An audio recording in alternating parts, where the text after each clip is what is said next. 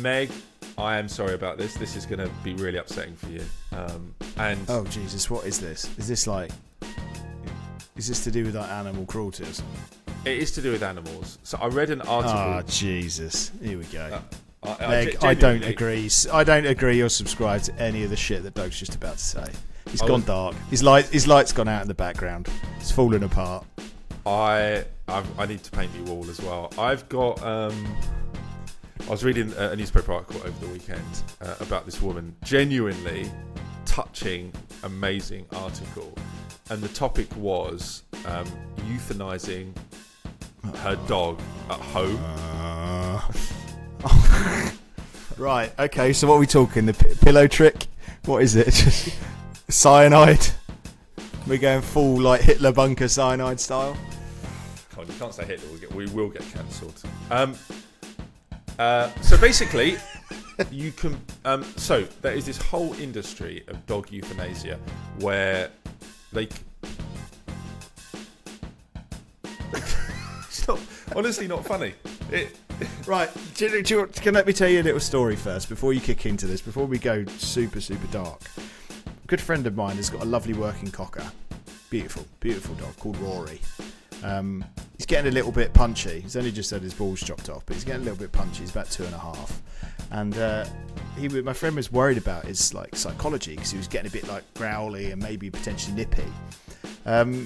Took him to the vet, and the vet's like, "Oh yeah, okay, so yeah, maybe some behavioural issues." And then literally the third sentence that came out of his mouth was, "I think we need to talk about euthanasia." Why? In case he got dangerous. In case. So the vet was wanting to preemptively put the dog down because because my friend went there with feelings that the dog has got some behavioural issues. Extreme, that isn't it? The vet just wants to end the dog. Let's just not even deal with this. And he's a really lovely dog. So yeah, so come on, let's talk about how we can just do it at home, do it at home. Basically, this woman, brilliant article in The Guardian about her dog who was 15 and was ill, and they had to get it euthanized, and they didn't want to take it to the vet because the dog didn't like going there.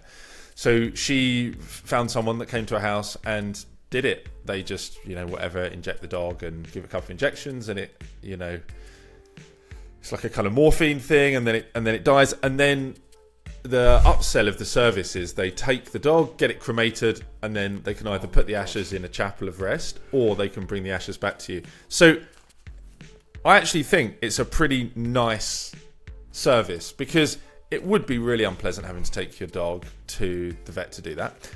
Animals generally don't like it, and it'd just be very impersonal. I think doing it at home is great.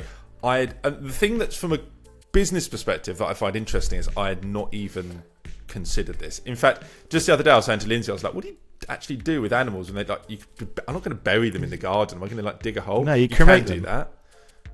Cremate them. Or you can cremate them. You can bury them. That is viable, but also cremate them.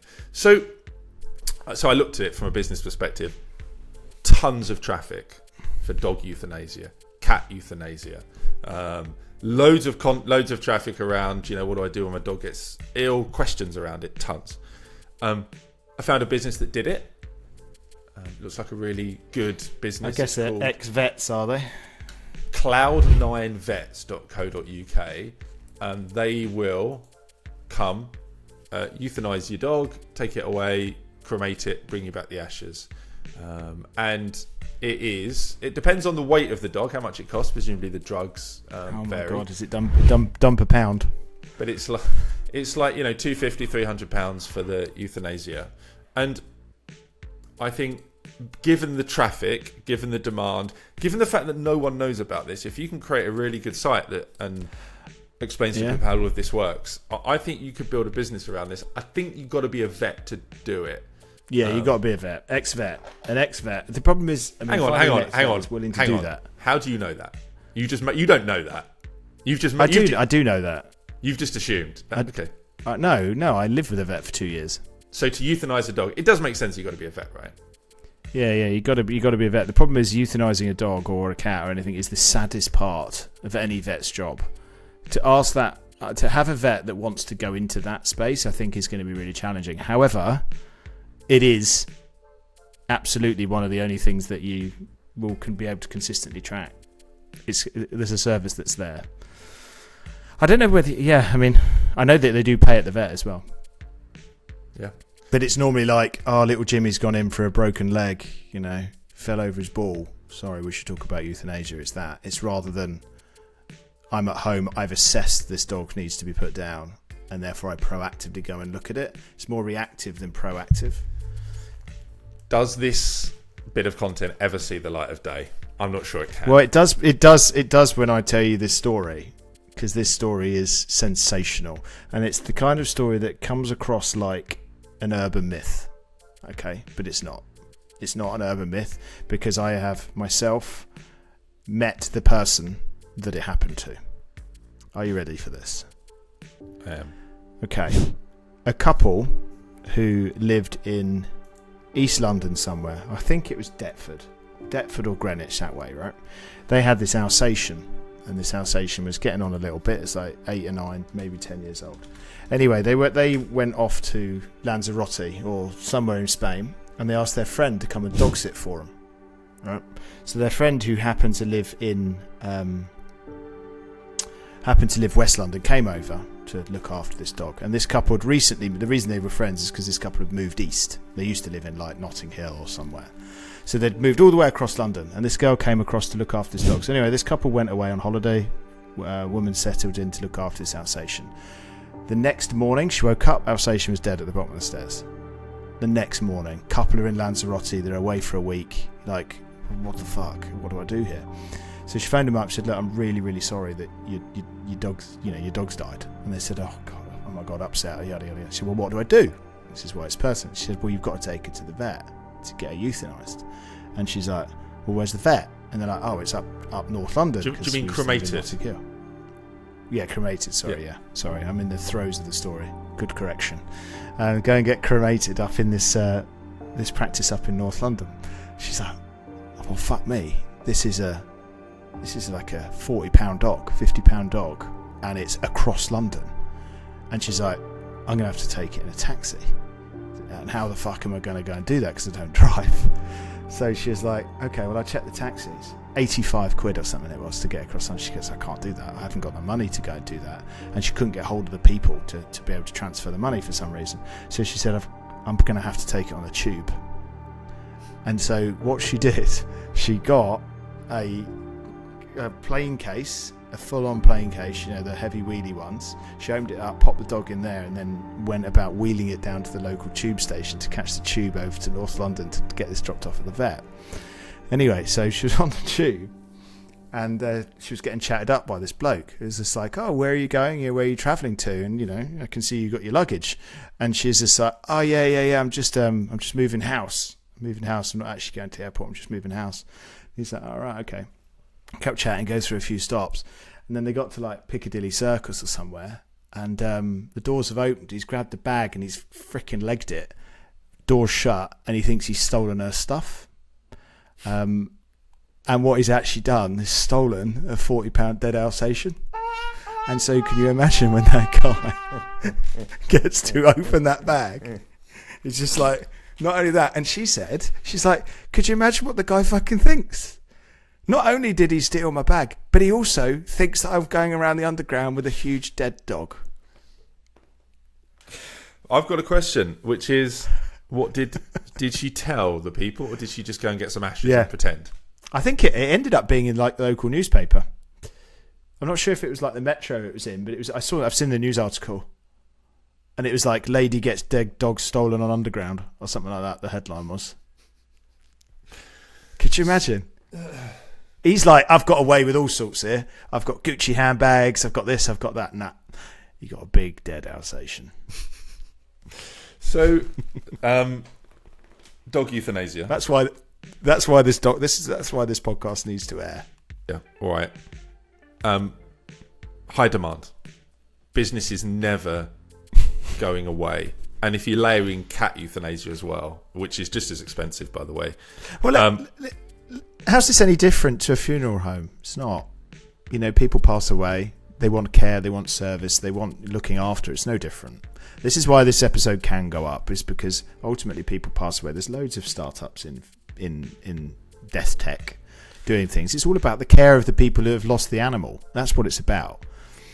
It's not about the actual process of euthanizing or taking the dog away. It's about how can you make that process, which is already grossly upsetting, somewhat passable.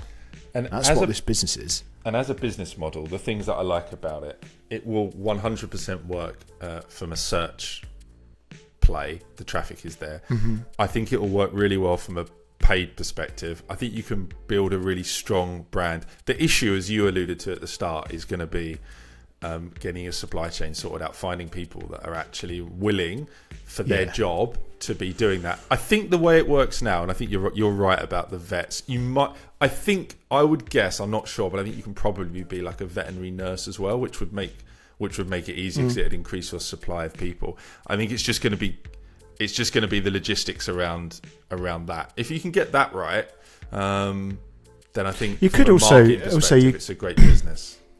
Yeah, and you could also, if you think about it, I don't know, I guess it depends on veterinary practice to veterinary practice, but once the dog or cat has been put down, then there is obviously the dealing with that.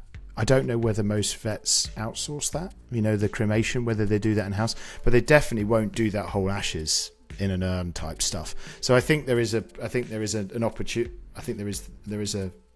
potential space in handling it and also supplying the aftercare. But I also think there is just the aftercare.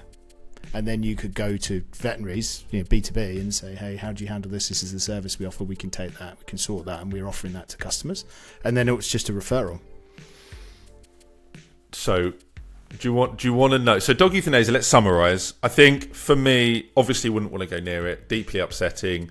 But undeniably, if you can get the supply chain right, that's a good business. I think you're right. There's B2B angles there, and like working with vets. Do you know what I've got next time for us? I've got 3 ideas I was going to come with today. I had dog euthanasia. I want to reinvent the greengrocer market in the UK. Yeah, I'm interested in that one. It's good one, isn't it? After that article you sent, I was quite interested in that. I'd love to know what the social kind of economic behaviour impact is that's caused that, but we can get into that next time. It was an interesting one. And I've got a content site. I've basically analysed this guy who sold a content site with like furniture and home furnishings, and I don't know exactly the figure that he sold it for, but it was material. And it's such a good site, and he's done it in such a good way. So I think people would be interested in that. Okay. You on the outro, Rich? So I can actually bark like a dog, so I was wondering if we should do that in an ultra dark way. Probably not. Yeah? Right, ready? This is pretty good. I'm going to step away from the camera a little bit. Right, what kind of dog do you want? Do you want a big dog or a small dog? Like a little Cavalier King Charles Spaniel. Oh, I don't know if you want a big fucker? You choose. Yeah. Big. Ready?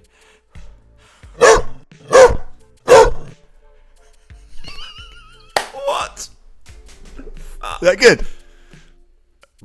3 or 4x better than I thought it was going to be. Like, genuinely sounded like a dog. I don't think that's as easy as it looks. No, it's not. How do you know you can do that? Because my grandparents used to breed Springer Spaniels, champion Springers, so I spent a lot of time with dogs, and I just could do the sound. I could get better I haven't barked like that in like 20 years. So if I did that again and a bit more, I'd warm up. Is that so you could communicate with the dogs? I just used to wind them up. Bark at them, they'd look at me and then they'd run over. I used to do the thing like that's the ep, yeah. There's all sorts of other things, all sorts of other dog impressions I can do, but they're all a bit. Have you ever been sniffed by a dog where it sniffs loads and then releases its air after it sniffs loads? You ever done that? No. See if can you hear this? Can you hear that? Yeah, very clear. Right, this is the weirdest thing. So what they do, they go.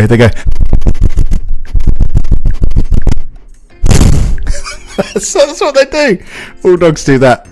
No joke. Right. See you next time, Rich. We'll talk about greengrocers.